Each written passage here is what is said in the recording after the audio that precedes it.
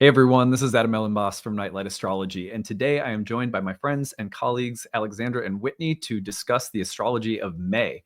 There are a number of really interesting transits this month. Probably the highlight is Saturn moving into Aries. We'll be talking about that and give you a sense of what you're going to see covered on the channel in the month ahead, as well as a kind of synopsis and some really unique takes, as always, from the ladies on all of the transits for the month. And I'm just really glad to have them to pitch in every month. It makes it so much more fun to create a conversation around the astrology for the month ahead. So before we get into it, remember to like and subscribe. Share your comments if you've got them. We'd love to hear from you if you have a grabbed story to share through any of the things that have happened over the past couple of very busy astrological months. Use the hashtag grab. Tell us your story. Tell us the name of the transit in the story, or email it to us, grabbed@nightlightastrology.com. I am in promotion mode for a couple of things right now. I'm just going to show you two of them right here. If you go to courses, first year course, Ancient Astrology for the Modern Mystic, my first year course in Hellenistic Astrology begins June 22nd. At the end of today's content, you will find an informational video tagged on that takes you through all of the course contents, how the course is organized, how it all works. So check that out. At the bottom of the page, you will find enrollment options. The early bird payment and the early bird sale, I should say, those payment plans and payment options are available until May 15th. So you can save some on the cost of the course with that. There's also need-based tuition if you need a little help to make the program happen. We want to make sure that people who, a lot of people are struggling right now financially. So if that's you, you need a little help. We want to make sure that people aren't priced out of studying something sacred. That's important to us. The only other thing that I have to say today before we get right into it is that I have been really happy to be, I've been promoting this book, Divination, Oracles and Omens. This is a book by Michelle Aroney and David Zeitlyn. They are scholars who have put together just an incredible resource of divinatory traditions from all over the world in one handy little reference book. I get nothing for promoting this. They sent me a copy really as a courtesy to be like, we know you're really into divination. We thought you'd like this. I mean, African basket divination, Mongolian forms of divination, Indian astrological, the Ottoman astrology, Chinese astrology. Like there's so many different interesting traditions in this book.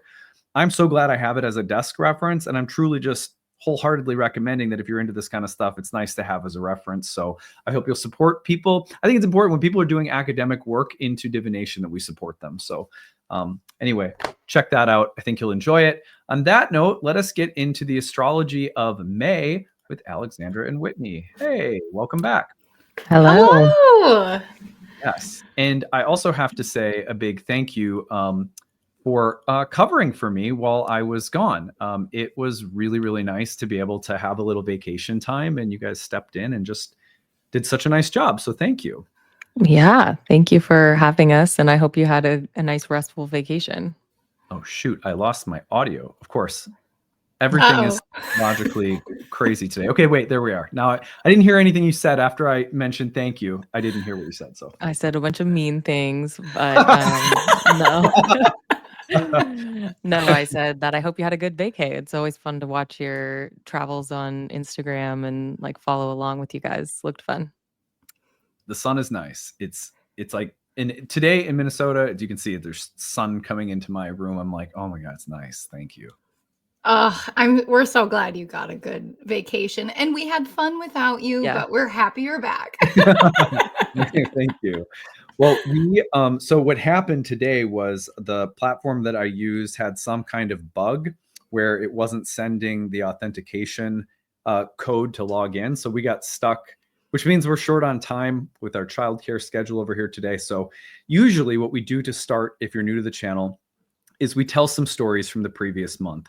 But to make sure we have plenty of time today to get through everything, given this little tech, it's a Sun Pluto as we're making this. So the power outage of the tech gods came to us. But anyway, we're going to try. We've been grabbed. Yeah, totally. There's our grabbed story. A real thing. But anyway, So we're going to dive right into the astrology for the month of May rather than do our typical recap. But don't worry, there's a lot of ways that talking about this month's astrology is naturally going to be reflecting on what happened last month anyway. So, Alexandra, where are we starting? Alexandra does such a nice job of giving us our outlines each month, and Whitney too. But you come up with these clever ways of organizing things. So tell us about the beginning of May. Yeah, okay. Well, actually, I feel like Whitney had a killer way of thinking about the first 1.5 transits really of the month as like some Beltane fires, right? Yeah, that's exactly what was conjuring in my mind because we open the month on May 2nd with Venus conjoining Neptune in Aries. All of the sudden, Venus is back in Aries and she hits Neptune right away. And it's really interesting because this beginning of the month, if we look at the large scope of May, it it feels more April. It's way more April. we were kind of discussing this offline to begin, but it's almost like a bridge into May or like shoulder season, we could say. And Alexandra is saying that it's a transit and a half because we have on May 3rd, then Pluto stationing retrograde in Aquarius. So these are both happening very close to one another. And of course, when Venus enters Aries and conjoins Neptune, they're both automatically in a sextile to Pluto. So we'll kind of feel these energies all together. Now, this is happening right after May 1st, or many who celebrate May Day or Beltane. And so what this sort of like romantic fantasy of Venus Neptune is conjuring is like what are the fires of Beltane asking us to start the month with, right? It's like fertility and abundance and the prospect of a sweet vision. And it's like so interesting that Pluto stationing retrograde then happens right in the mix there. And if we take the chart forward just one day to see that, it's kind of wild because the moon is directly opposite Pluto as Pluto stations retrograde. Pluto is still in this slightly wide opposition with Mars there as well. And so this is where sort of that echo of April's astrology comes into play. And I don't know why, but when I look at this, so first of all, I'm like, oh, something with the Pluto Mars opposition is having like Mars is making Pluto think twice, like do like a backspin, right? But with the moon involved, I just can't help but see this mothering figure who, or like a babysitter who's like, Pluto, you need a timeout. Like you need to go reassess how you're working with this like romantic vision that Venus has because it's all related, and like figure your shit out. So how's that to open the month? I love it. Yeah, I think, just for people who might have missed last month's astrology or who were not paying as close attention, there was just so many things happening in Aries around that. There was, really like March too, obviously like March and April carrying over. There was just a lot of things happening in Pisces and Aries, both signs. And then of course the Mars opposition to Pluto sort of came through right at the end of April. It's coming through as we're recording this, in fact. It's funny because this week on Friday, for listeners, there will be Pluto retrograde horoscopes.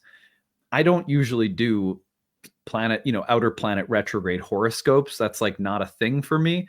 But the reason that I decided to make it a thing is because this is the first full retrograde that Pluto has done in Aquarius without backing into Capricorn.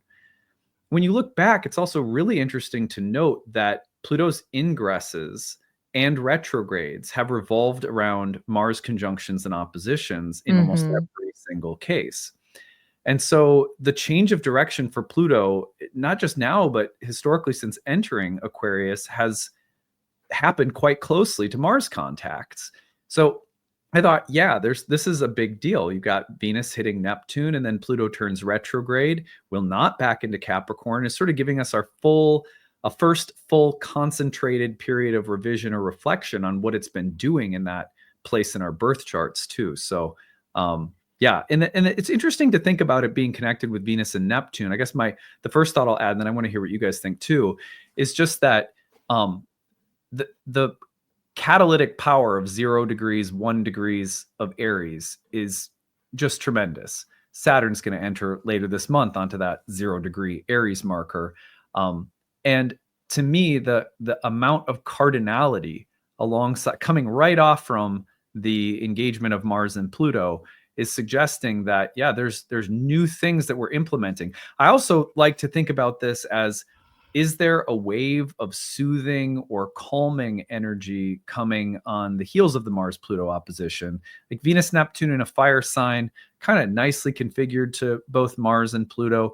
Feels to me like, oh, maybe it's still pretty fiery, but there's like, it feels like a little, like a salve. We've used that word before, right? Like something kind of a cooling or an evening or a harmonizing that could come in after the intensity of the Mars-Pluto opposition. So, and aside from that, you guys know I love date nights around Venus, Neptune, always my favorite. So Yeah, I think when I was thinking about what you were saying, Whitney, about Beltane, this felt so like lustful and wanting, and it's almost like the crisis of the Mars Pluto has revealed some want somewhere in our lives, and that kind of tied in, of course, to the bonfires, the sweaty bonfires of May Day.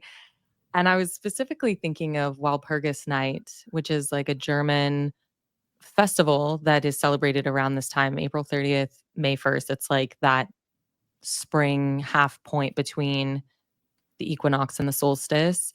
And it was kind of a pre-Christian ritual, but later designated in honor of Saint Walpurgis. And it's interesting because in the pre-Christian context, it's quite a pagan festival. And in the Christian context, it was celebrating this saint who was known for being sort of great at battling illness, but also witchcraft. And so that kind of tied in for me, this sort of like springtime Halloween vibe that taps into a little bit of the forbidden pull of those Plutonian themes and Pluto stationing being like, hey, we have this long tradition, and then all of a sudden the tradition sort of gets warped, but it's sort of about the same thing. And that felt also pretty relevant, that springtime Halloween theme for the full moon in Scorpio, which is happening this month, What a great segue. Yeah. I think like Venus to me with Neptune is also sort of, she's coming back through the degrees where she was retrograde in Aries. And it makes me wonder about what got started at the beginning of the retrograde that is now coming back into focus somehow. So the whole sign house of Aries for all of us is the place where I would recommend, looking or thinking about in terms of the topics in your life that could be coming back up, going back to the retrograde. Oh God, when did the retrograde start? Was it early March? 1st? Yeah, it was like March 1st. Venus. Yeah. Yeah. So, also, like there was a Mercury Neptune conjunction right there as well on April 16th, which that, I don't think if I had been thinking about it if I hadn't thought about it, I don't think I would have noticed what happened to me, but it was such an intense clarity on that day. And I had other kind of clients and friends saying the same. So maybe thinking back about that, and these things happening in early Aries are foreshadowing all of the Saturn Neptune buildup that's happening from now till February. So they might be important to take note of in that context. Just while we're on the topic, I'm going to jump around for just 2 seconds and also recommend that people pay attention to right about here on May 13th. You're going to see Venus go across the eclipse degree. And any time you've got stuff cooking on an eclipse degree right after an eclipse, I've always found those to be significant little windows. So for tracking Venus and Aries, maybe watch around the 14th or so. This would be just after the full moon, which we're going to look at next. But yeah, just Fun tie-in.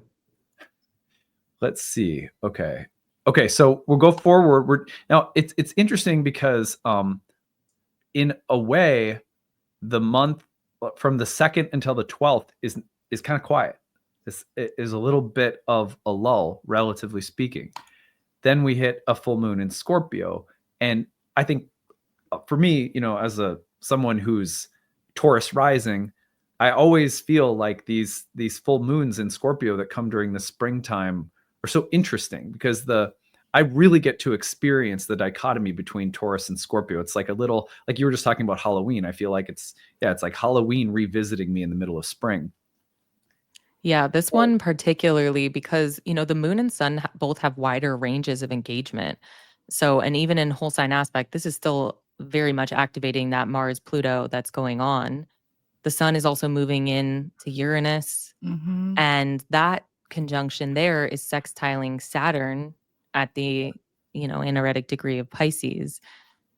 This to me is so very silent, but is so begrudging. It really feels like any unresolved power dynamics from that Mars Pluto are going to settle into your bones right here, Yeah, it does feel, especially given on the same day. Let me just flash a different label up for our transits. Same day, Mercury squaring Pluto. Yeah, it's like, well, what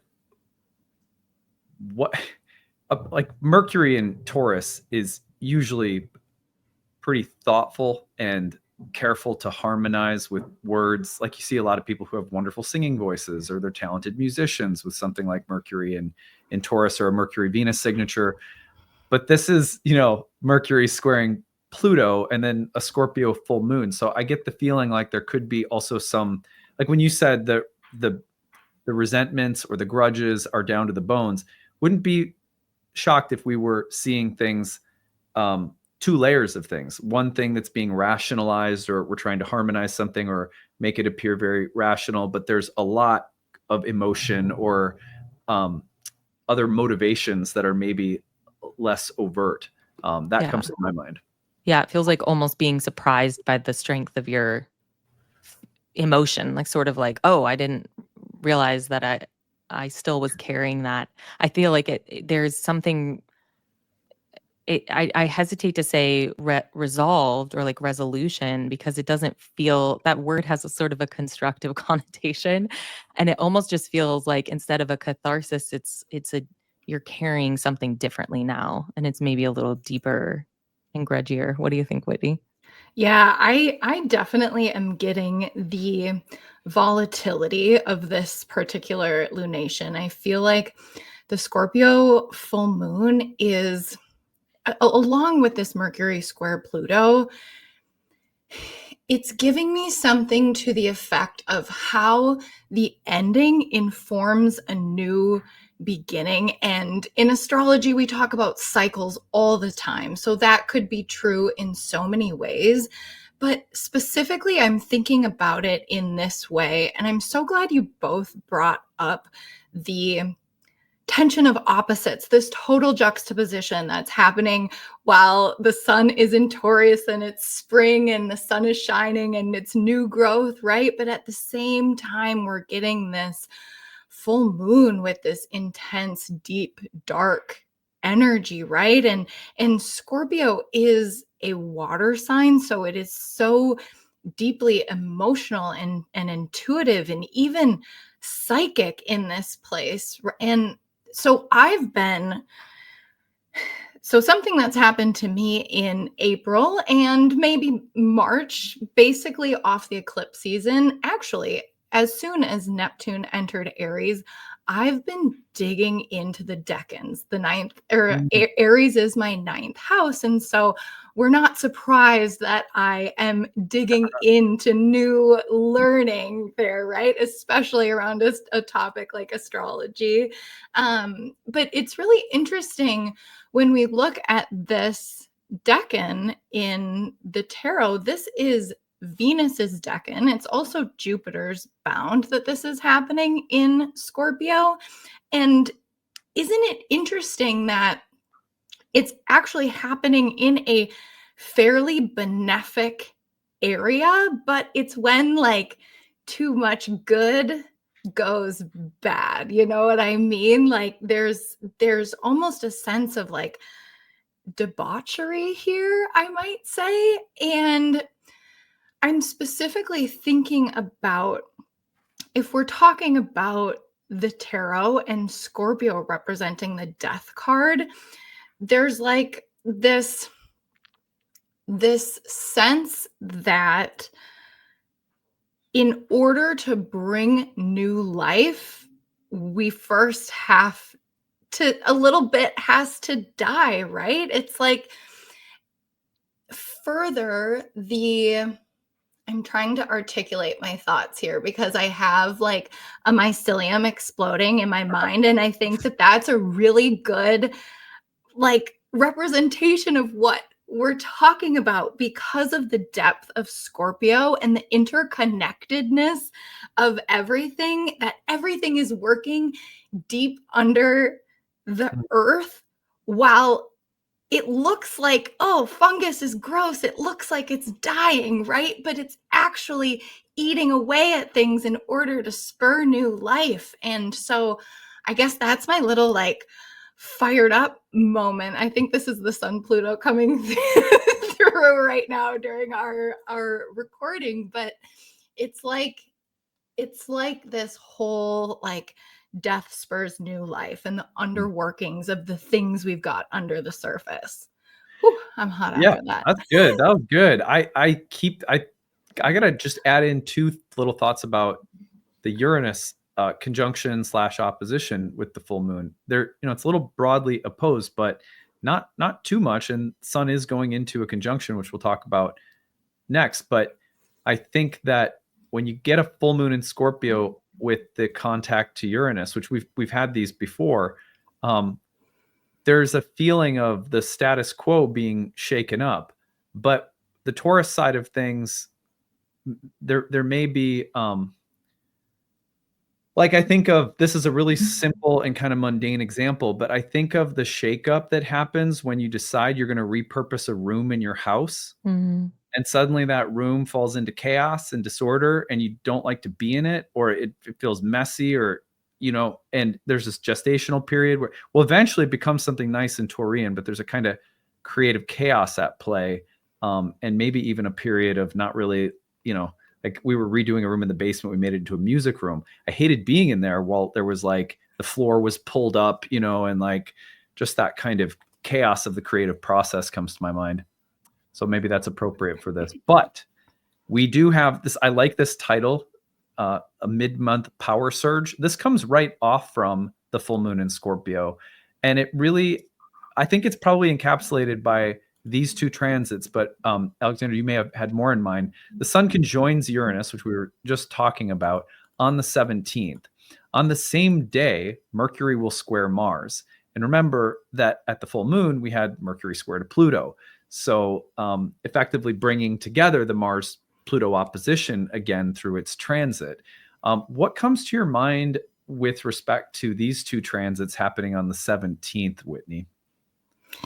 Yeah, like you were saying, I am really connecting this Sun conjoining Uranus moment, or Uranus Cazimi, we could call it, as connected to the full moon that we were just talking about, obviously. And I'm glad that you brought that in because like we have had so many Uranus impacted lunations recently, and I think it speaks to the volume of change that is occurring right now. I mean, even in 2025, just with all of these outer planet ingresses, right? And with Uranus involved, it's like just upping the ante. And so I absolutely agree with you there. And I love this idea of the sort of power surge that this brings. I mean, if I'm going back to my,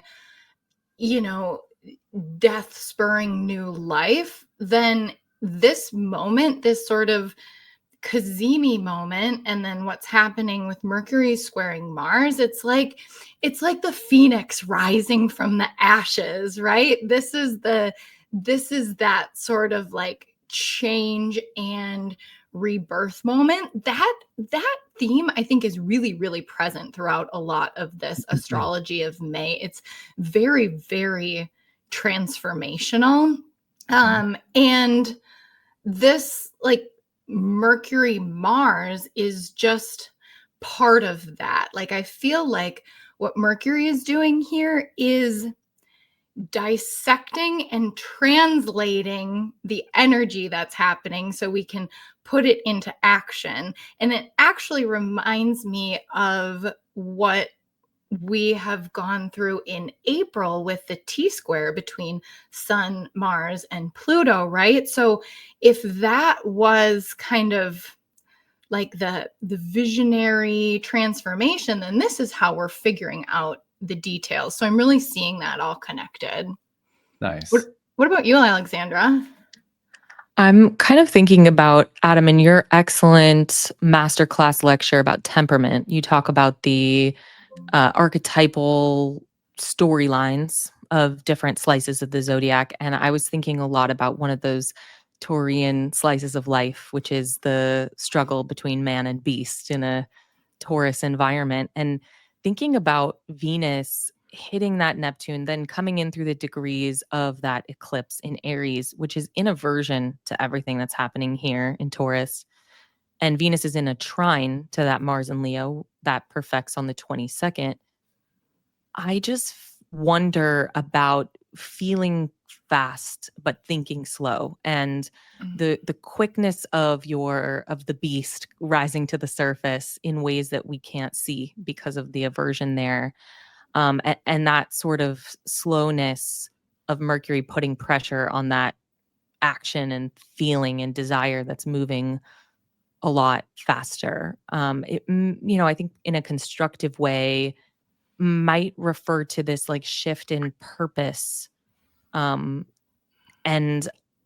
I'm really seeing and feeling that through this Saturn Jupiter square, which doesn't kind of come perfect again until later June, July, I think.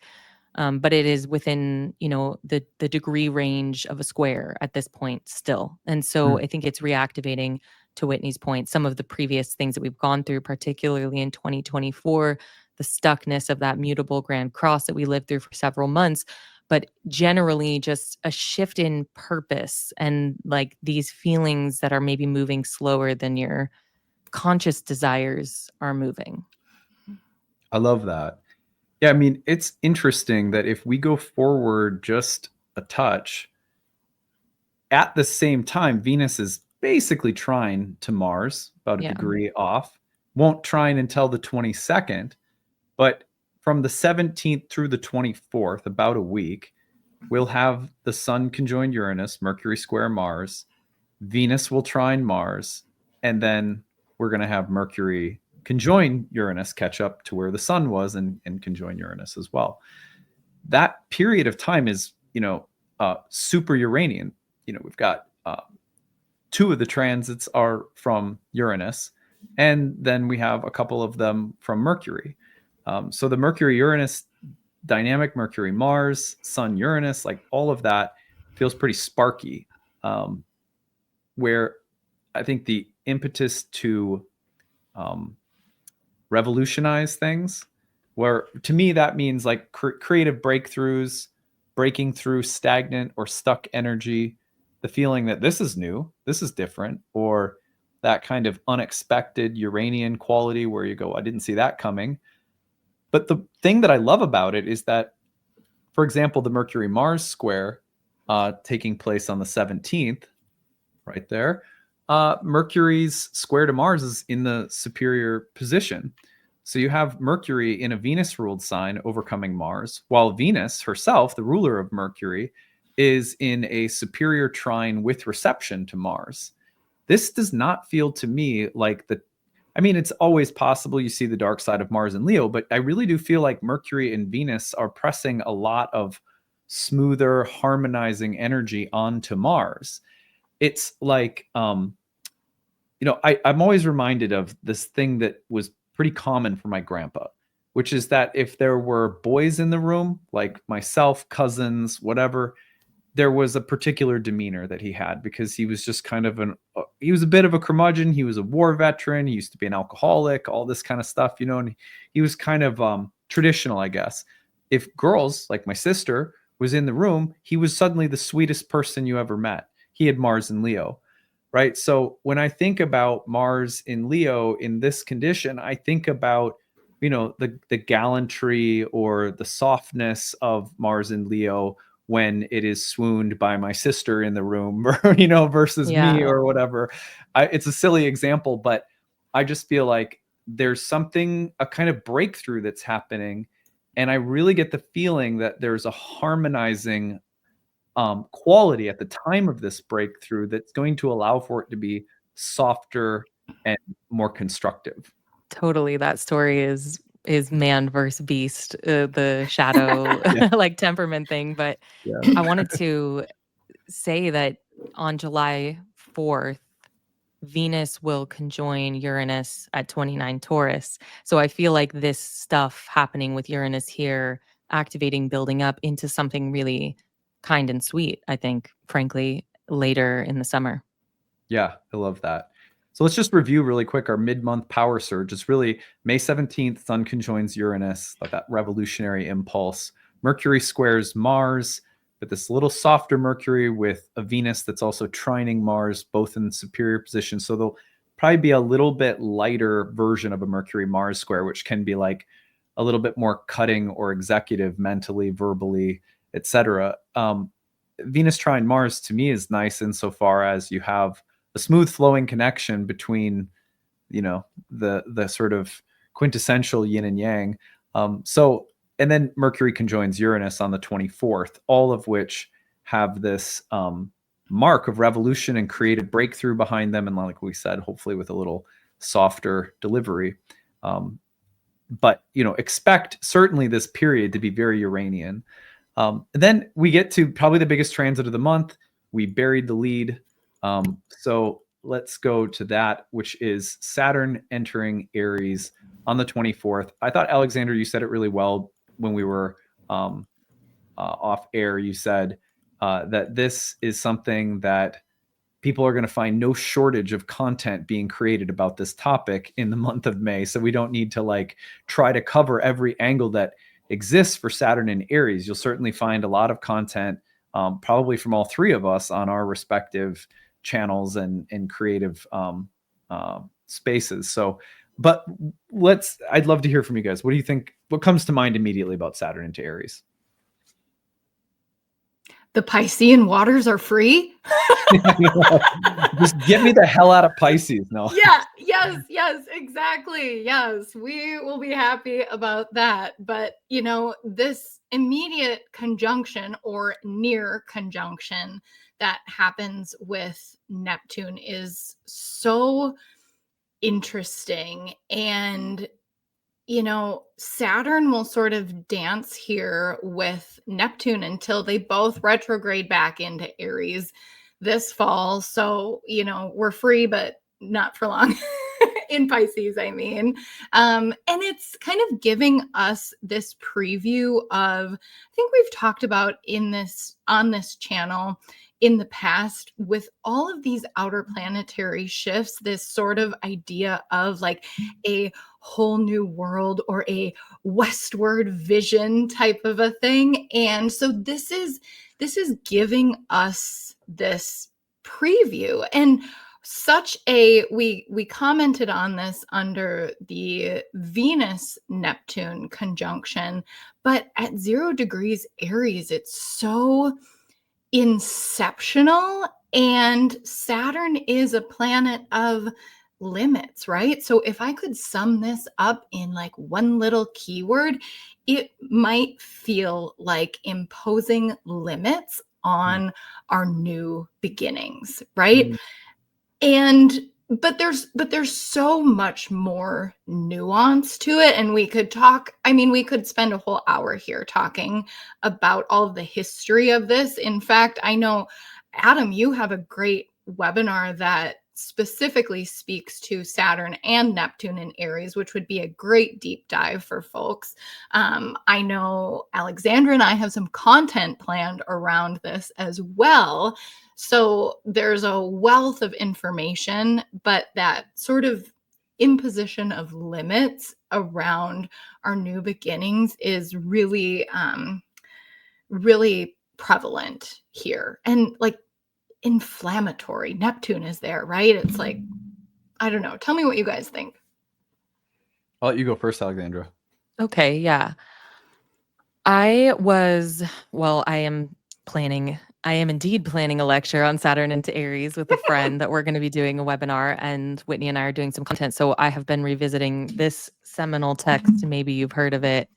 Liz Green, Saturn. This is my copy. I love Twins. I have one of the older versions that has this incredible illustration of Saturn on it. But in any case, I'm really struck by how my friend Liz talks about the effect of Saturn in a fire sign, and how a fire sign and the expression of fire doesn't need to mitigate its experience of life through something, whereas the water sign is looking for emotional context, or an air sign is looking for intellectual context. Fire is the I am, and expresses and contains an inherent sense of purpose. And I pulled this one quote from this book where she says, it's difficult for a person intent on a mountain climb to comprehend the fact that the climb is meaningless and that the reward of the summit is illusory. And I feel like that it was not even actually from her Saturn and Aries section, but it's so related. She goes on further to kind of discuss the temptation to seek purpose and validation from external sources. And the cost of that is frustration and purposelessness.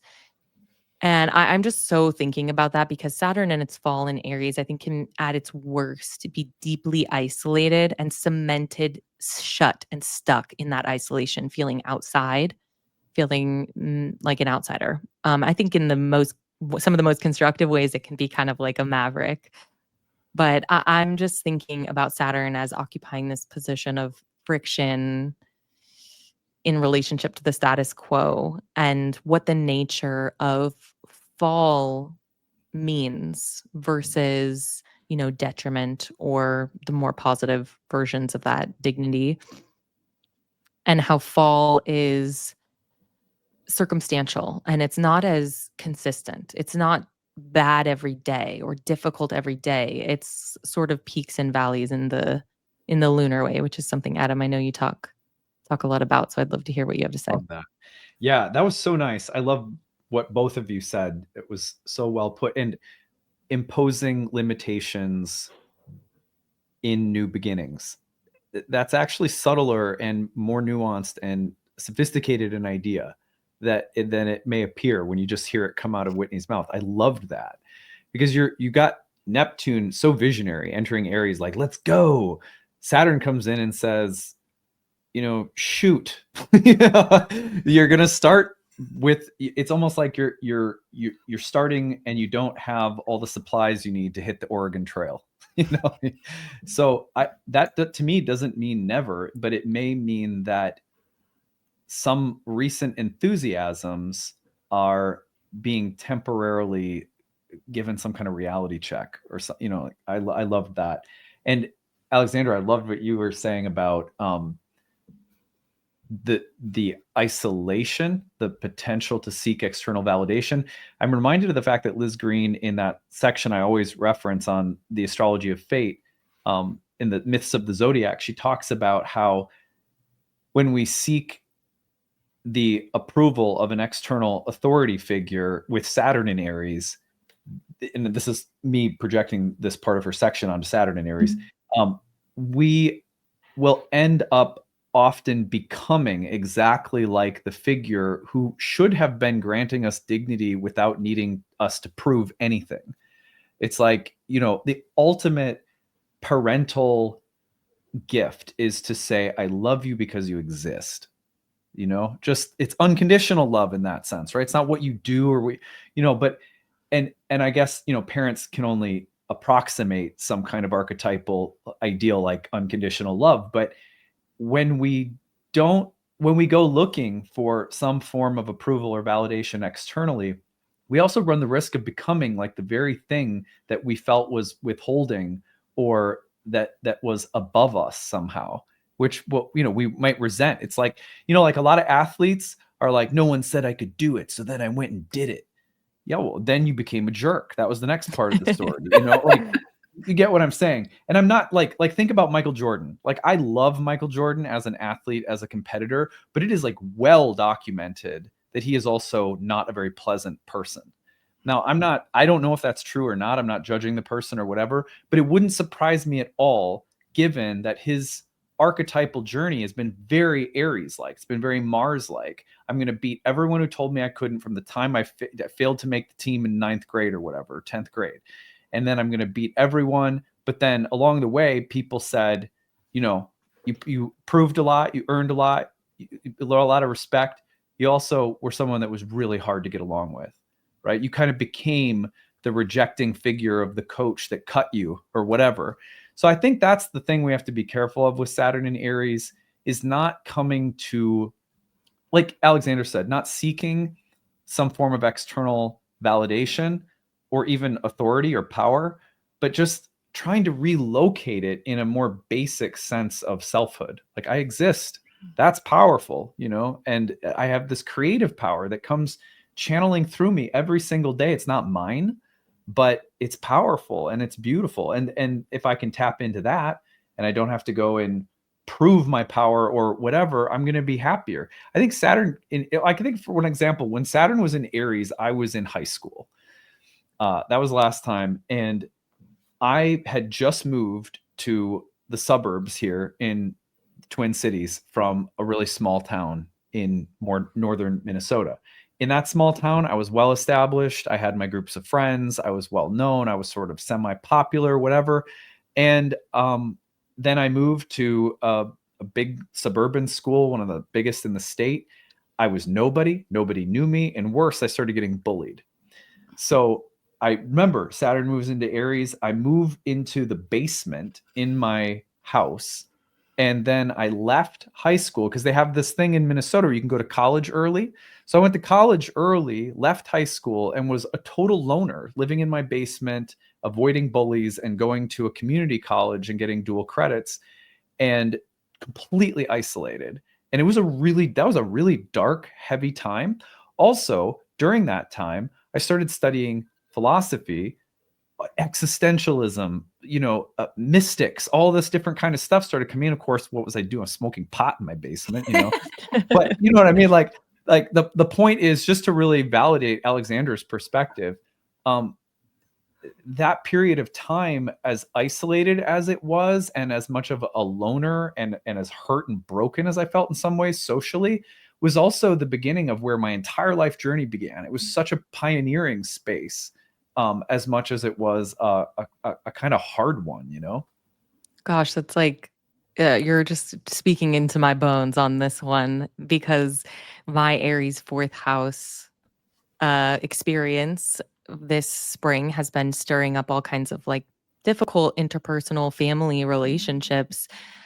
And I had one of my Mercury Neptune downloads on April 16th was looking at my son and just realizing how easy it would be to compensate for my painful family relationships by becoming overly enmeshed in him emotionally, and just really losing myself to that love for my son.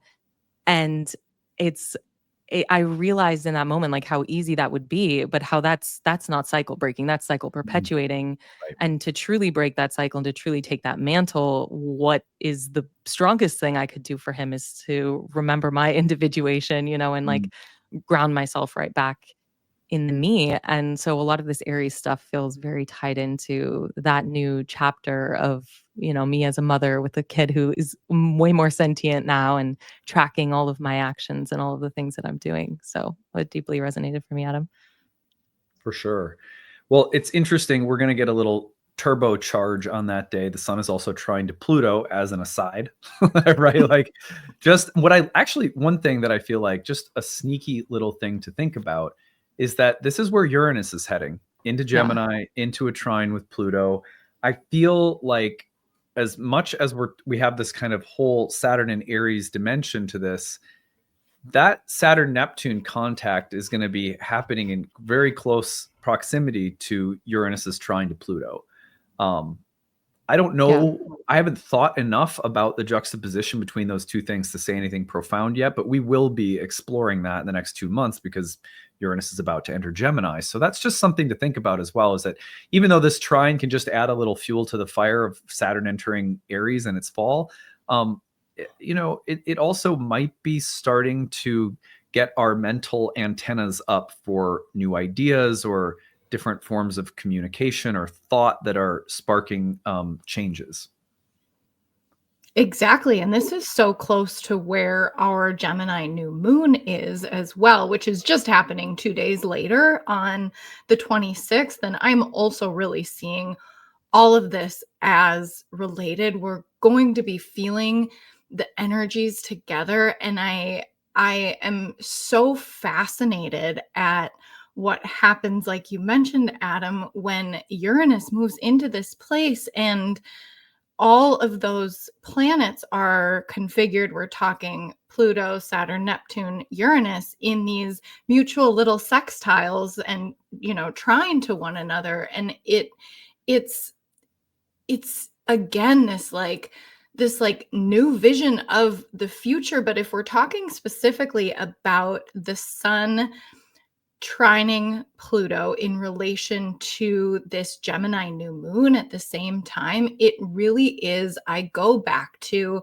under a sun trine Pluto, mind opening, expansion of thought, right? It is like Pluto's allegory of the cave and understanding and opening our perception of what reality is. And essentially it's, new life, regeneration and rebirth. And so all of this happening together, I think, is really, really powerful. I mean, this new moon is in Mercury's domicile, right? And Mercury has just entered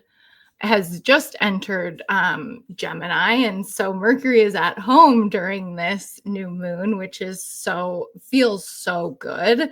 Like I told you, I have been working with the decans a lot lately, and this new moon is happening in the decan of Jupiter and the bound of Jupiter. And isn't it interesting that Jupiter is co-present for all of this? And, this is also Jupiter's detriment, though.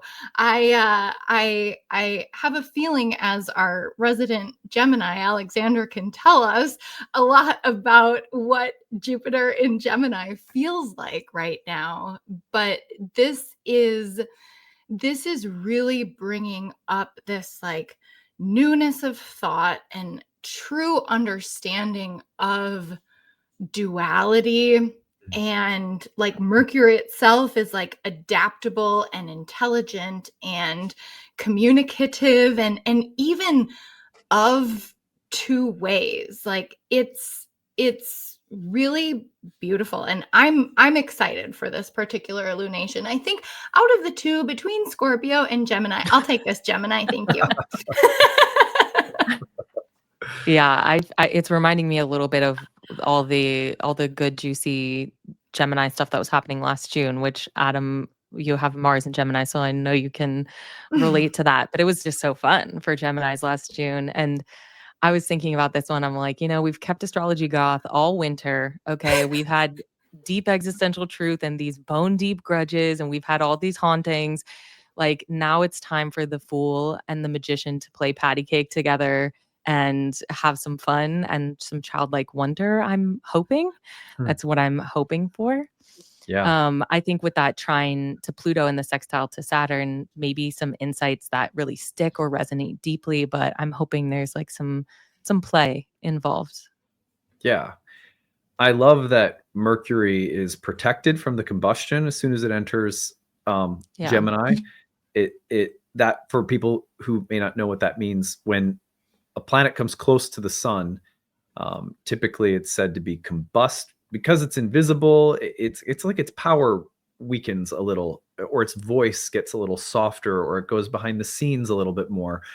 And when a planet is in its own home sign and that's happening, it's said to be protected from any damaging effects of combustion, which is, I think, great. It's also, in my opinion, always easier for a planet in a sign that's problematic when its host is there with it.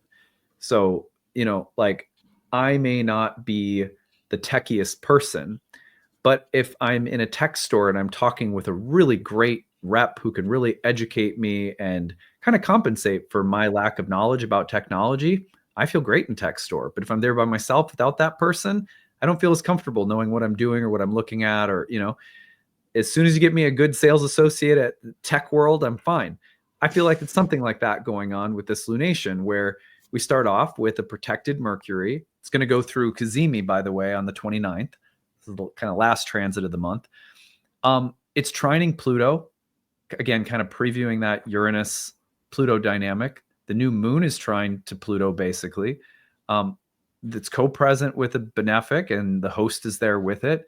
Like, what's not to like about this lunation? I feel pretty positive about it, really. The other thing that I think is interesting is that this Jupiter is also culminating, and within the lunation that starts here, within the next full lunar cycle, Jupiter will enter its exaltation. So there's some carryover here between what's happening in Gemini and what will take place in Cancer. The only other thing I'll say about this really quick, because we've got to go, is that I think, to me, the thing that I like about this, given what might feel like some heaviness with Saturn and Neptune, I want to make sure people don't feel too freaked out by that. Saturn's into Aries on the 24th. But look at some of the other things happening, right? This lunation with Jupiter, all trine to Pluto. That's good. I like to see that, because it means that if there are some heavy things happening around Saturn's entrance into Aries, they're being sort of buffeted by some smoother contacts with other heavy planets like Pluto, or even Venus still in a close trine-ish space with Mars in Aries to Leo. So, and then Jupiter's going to enter its exaltation. Of course, we'll get into a really interesting square between Jupiter, Saturn, and Neptune in June. But there's an exalted planet immediately contacting a fallen planet. And this is also, remember, for a lot of us that dealt with troubles with Mars in Cancer, Jupiter entering Cancer going into June is going to be like getting a healing, kind of wind of Jupiter gushing through the same space where there might have been some turbulence. So I like the way that everything's turning this month. Even though there's some intensity along the way, it really does feel like a month where we're, for the most part, coming out of the turbulence that was March and April. Totally agree. Yeah. Jinx. I'm excited. Well, if I didn't have to go right now, I would love to let you guys chime in on that, but I'm so short on time today, unfortunately. So if my daughters are left alone for very long, bad things happen. So we don't want that. Go rescue them. There is a huge chocolate stain on my carpet right here that you can't see, that every time I look at, I get a little... You get reminded of what the consequence is. Yeah, all sorts of really gnarly shit. Like Elmo, somehow, I won't even tell you what happened to Elmo. It's gnarly. Anyway. Put it on Instagram. Yeah, exactly. Well, let me tell you how to get in touch with Whitney and Alexandra. You can find Whitney at astroarcana.com. You can book a reading with her. And you can also find her on Instagram at astro.arcana.astrology. Now, you guys are going to be making some content together. Where can people find that? Because I know people are going to ask me. Yeah, well, definitely on our Instagram accounts, both Okay. of us, and my new YouTube channel, which is Nine Lives Astrology on YouTube. Whitney and I have recorded something awesome about Saturn, Neptune, Venus dynamic. Good. And I am doing a Saturn into Aries, not a theoretical lecture about like what it means, but really grounded in natal astrology, like what it means for you and how you can work with it to harness Saturn's personal transformation superpower. So we can find that on my Instagram and on my website. That is 9livesastrology.com. And on Instagram, it's also 9livesastrology. I am also just really, really glad to point you to Alexandra's YouTube channel. It's fantastic. You're killing it. I hope that lots of people subscribe. And Whitney as well, just regularly producing amazing content. Great I love what you Instagram guys stuff, are doing. Whitney. Yeah, Well, I stay tuned because I may or may not be launching a little something on this very platform this Yes. month. So Good. Yay. find me on Instagram so you know how to get there. Very glad for you guys. And as it's been a pleasure as always to break down the astrology for the month ahead. We will be back together again to break down June's astrology, which will include Uranus into Gemini, Jupiter into Cancer, all sorts of interesting Jupiter-Saturn square, Jupiter-Neptune square. Crazy month of June, really fun. I think it's going to be a really interesting month ahead for sure. And June gets even more interesting. So it'll be fun to break it down together. We can't wait. Yeah, thanks, Adam. All right. We'll see you guys later. Have a good one. Bye. Bye, everyone. Bye. Hey everyone, thanks for sticking around. I'm excited to tell you about our upcoming program, Ancient Astrology for the Modern Mystic. It is our first year course in Hellenistic astrology that begins at the end of June. June 22nd is our starting date. I'm going to take you over to the course page to tell you more about the program and what you will learn while you are in it. So here we go over to the Nightlight Astrology website. You can find this at nightlightastrology.com. Click on the courses tab, go to the first year course. Now, this program is ideal for people who maybe have a little bit of background already in astrology. Maybe you've done some studying on your own independently, taken some courses or webinars and workshops, but you're looking to deepen your understanding of astrology. And maybe Hellenistic astrology in particular has been calling to you. I'll tell you more about what Hellenistic astrology is in a minute, but on the first year course page, you're going to find everything that the course includes. I want to make the structure of the course clear first. And then at the end, I'm going to tell you 5 reasons that I think anyone might have for studying astrology. And you can see if you check any of those boxes. First of all, there are 30 classes on the year. It's just a little under a year-long program with 30 webinars. Every webinar is 2 to 3 hours long, including a lively Q&A and conversational section after we finished our lesson for the day. Each of those lessons I lead personally through live webinars, so you can attend those live. If you want to follow along at your own pace in your own time, on your own schedule, you can always look at the recordings and take those in. And I'm going to show you what the class page looks like so you can see how you can interact with the course as uniquely and creatively as you want to. But you can either attend the live webinars or listen to the recordings or audio or video. In between major units of study within those 30 classes, we have separate classes outside of the 30 classes that are essentially tutoring sessions led by our staff, our course directors. We have 3 of them for our first year program, 3 tutors that help me guide every single class you're in and lead study sessions, and are also staffing an interactive group forum discussion where you can ask questions, look at charts, practice what you're learning with all of your classmates and with tutors there to help you. They'll always answer questions within a business day. So it's a really well-staffed, well-structured program.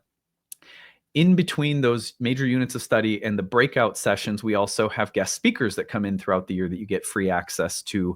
The recordings are archived for you in your class folders. So you're getting people within our curriculum. And you're also getting to visit with some astrologers who are outside of the Nightlight School, but we really admire their work, and so we bring them in. You also have a ton of bonus material. With every lesson we have recommended quizzes, study guides, optional reading. And that allows people who are really, really, intense, deep, like studious types to go as far as you want to with the material, while other people who are maybe, content to take things in at,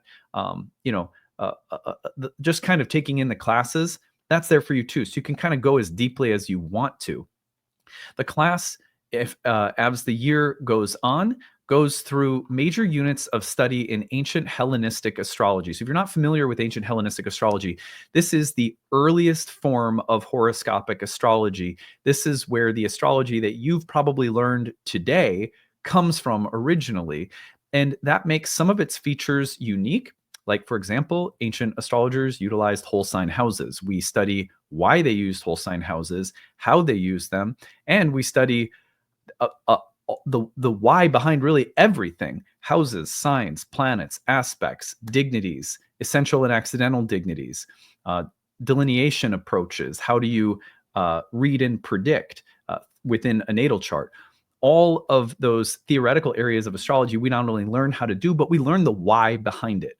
And this is what I think people find most empowering about the course, is that ancient astrology really helps to give you the rationale for everything so that you have the insight available to go off script. What I mean by that is, like, let's say you're learning about a sign, Aries or Taurus or a Gemini, something like that. Ancient astrology won't just give you a list of the adjectives or keywords or descriptions of, say, a sign or a planet. It will give you an underlying philosophical explanation that then allows you to extrapolate from it the kinds of lists that you read in textbooks, which means you'll have an understanding of why everything on a list in a textbook is there in the first place. And you'll also have the insight and creativity available to add things to the list that are a part of your own unique intuition and contribution to astrology. And this is what ancient astrologers wanted students of astrology to learn: the why behind everything. So this is a class where, even though you're seeing things like planet signs, houses, dignities, aspects, and you're like, oh, I've already learned about those things. Not if you haven't studied Hellenistic astrology. I don't mean to sound condescending, but like, truly, most people's experience coming through this program is, wow, I had no idea all that I didn't know about the roots of everything that I've understood thus far about astrology. So it really is about digging into the philosophical core of why we do everything. And then you have greater intuitive and creative capacity as an astrological craftsman or craftswoman. So anyway, that's a brief explanation of why I think Hellenistic astrology is important. Not to mention that ancient astrology was really focused on our ability to accurately describe and predict things in the realm of karma, fate, and destiny, whereas modern astrology's hallmark and strength is psychological depth. And so when you put the two together in our program, which is why it's called Ancient Astrology for the Modern Mystic, I think you have something really special. So on that note, you can see everything that we cover here. So there's a video with some of our alumni you can watch. Everything is there on the page.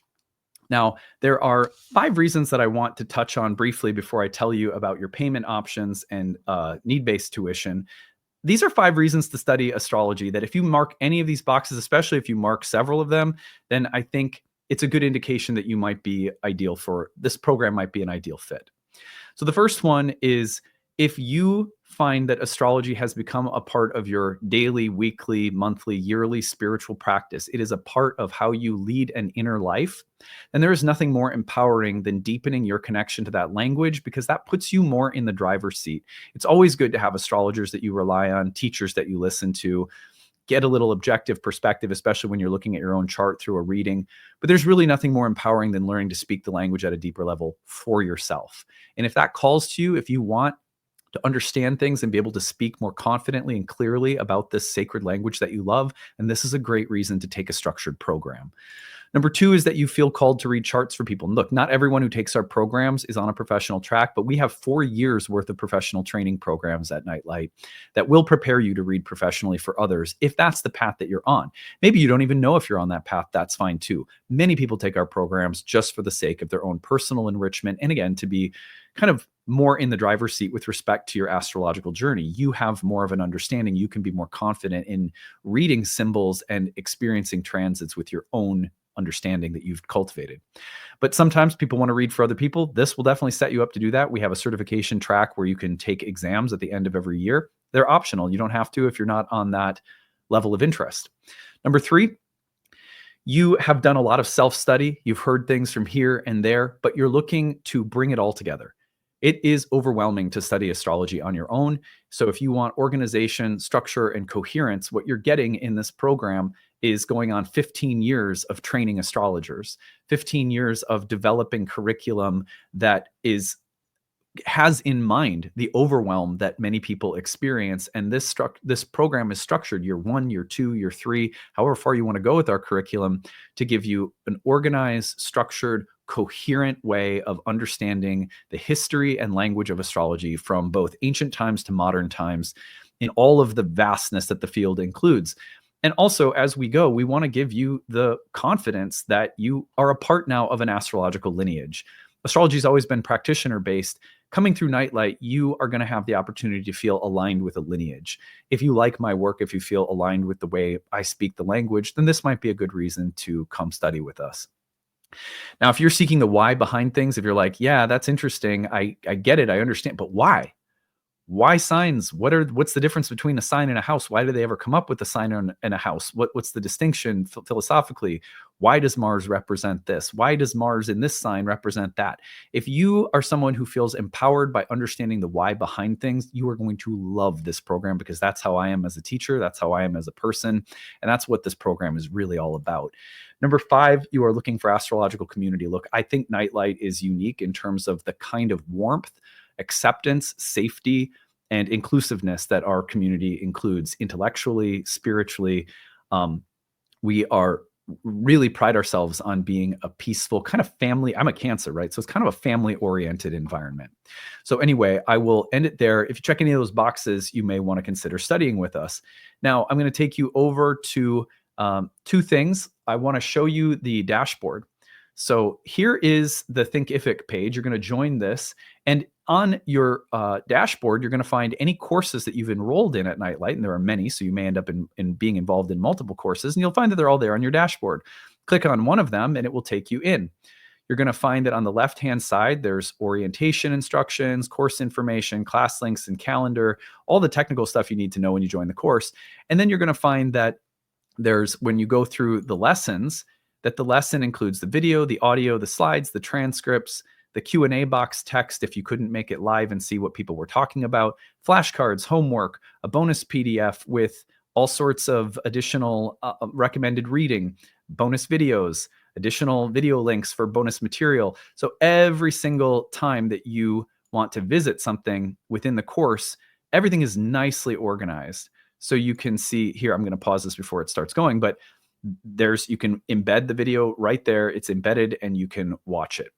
And then if you wanted to, you could also, right here, you could also download the video and watch it on your own device.